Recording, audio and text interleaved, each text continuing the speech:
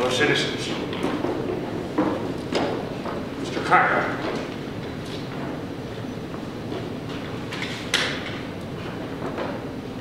I am filled with deep emotion at finding myself standing here in the place where we're assembled together.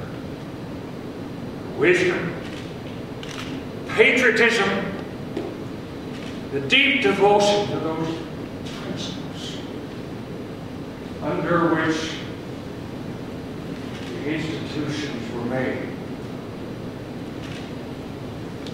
wherein we now live. You have kindly suggested to me that in my hands are the task of restoring peace to our distracted country. Sir, I can only say in return that all of the political sentiments I entertain have been drawn, as nearly as I have been able to draw them, from the principles and sentiments which originated and were given to the world from this hall in which we stand. I've never had a feeling politically that did not spring from the sentiments embodied in that Declaration of Independence.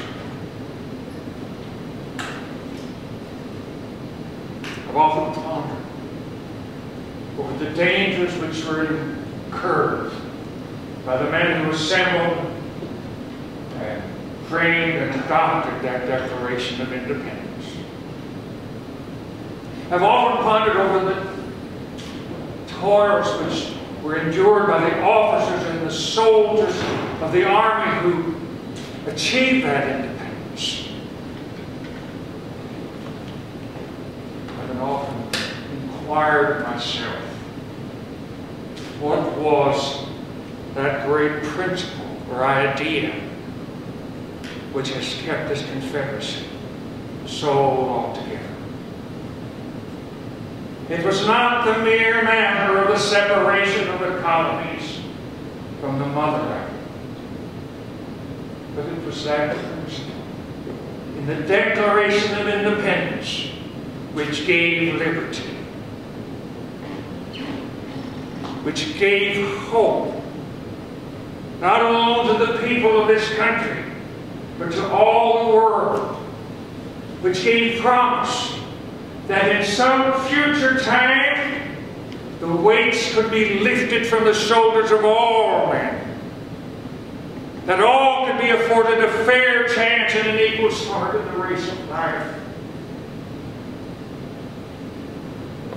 That is the sentiment embodied in our Declaration of Independence. Now, my friends, can this country be saved on that basis?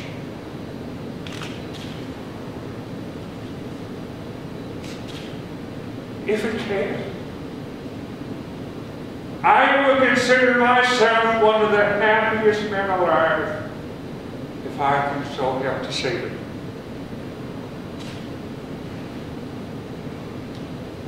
But if it cannot,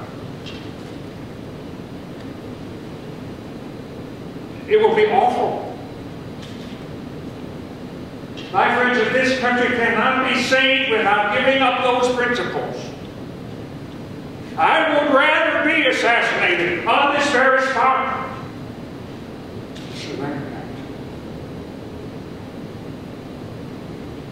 Now, in my view of the present aspect of things, affairs, there is no need for bloodshed or war. There's no necessity for it. I am not in favor of such a course. There will be no bloodshed unless it is forced upon this government. This government will not use force unless force is used against it.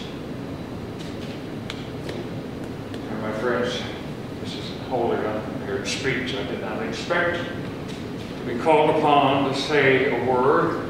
When I came here, I suppose that I was merely to do something towards raising a flag. I may, therefore, have said something indiscreet. But I have said nothing that I am not willing to live by, or the providence of Almighty God to die by.